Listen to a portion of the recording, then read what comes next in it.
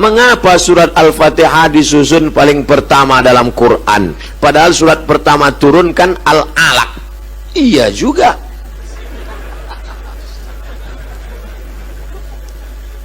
Di Medan nih kita kalau tanya jawab cerdas pertanyaannya.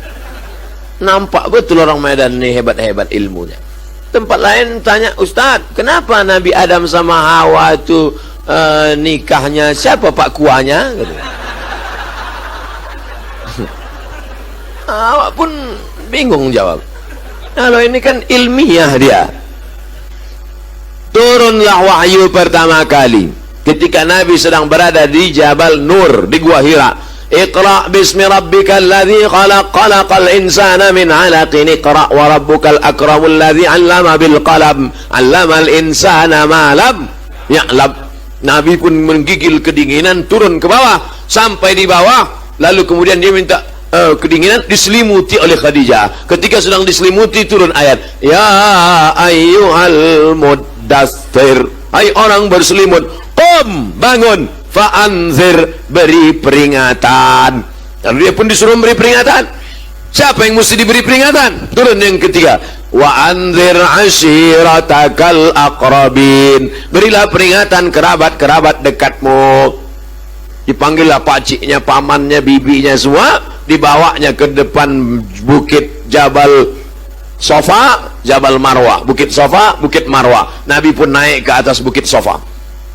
Sampai di atas bukit Sofa, Nabi berkata kepada orang Makkah, hai penduduk Makkah, kalau ku katakan di belakang Jabal Abi Qubais ini ada kafir musyrik yang mau menyerang kita, apakah kalian percaya?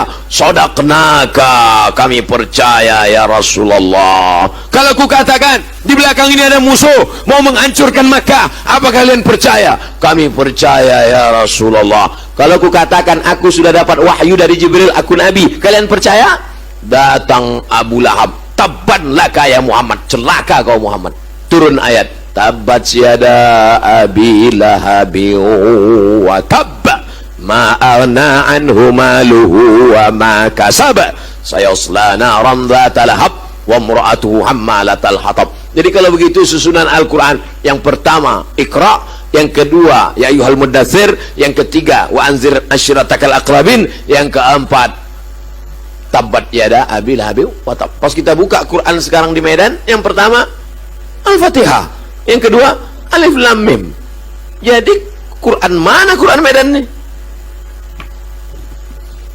Quran yang ada di Lauhil Mahfuz, fi Lauhim Mahfuz, yang ada di Lauhil Mahfuz itu susunannya pas macam susunan yang ada di Medan. Al-Fatihah, Al-Baqarah, Ali Imran, An-Nisa, Al-Maidah, susunannya pas. Lalu kemudian turun ke tempat transit namanya Baitul Izzah.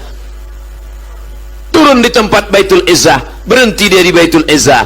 Lalu dari Baitul Izzah turun ke Nabi. Itulah yang menurut susunan secara historikal, secara sejarah tadi. Datang Jibril membawa Iqra, datang Jibril membawa ya ayyuhal muddatsir, datang Jibril membawa wa ashiratakal akrabin, datang Jibril membawa tabbat syada, datang orang bertanya tentang haid, turun ayat haid, yas'alunaka anil mahid qul huwa adza, datang orang bertanya tentang sedekah, yas'alunaka anil madza yunfiqun, bertanya mereka tentang khamar, yas'alunaka anil khamri wal maisir.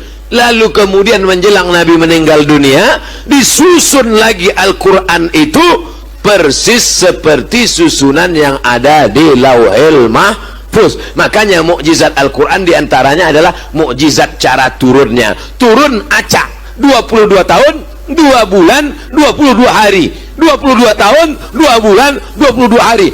Susunnya acak kadut kacau balau, tapi bisa disusun ulang sebelum Nabi meninggal persis seperti susunan yang ada di Lauhil Mahfuz. Jelas? Jadi Pak Ustadz, sebelum Nabi meninggal Quran itu sudah tersusun macam yang sekarang? Ya, macam sekarang, tapi ada di kepala sahabat, sudah macam ada sekarang. Al-Fatihah, Al-Baqarah, Ali Imran, An-Nisa, Al-Maidah sampai An-Nas, tapi tak ada wujudnya zahir, adanya di kepala mereka. Dalam bentuk apa? Dalam bentuk Quran digital.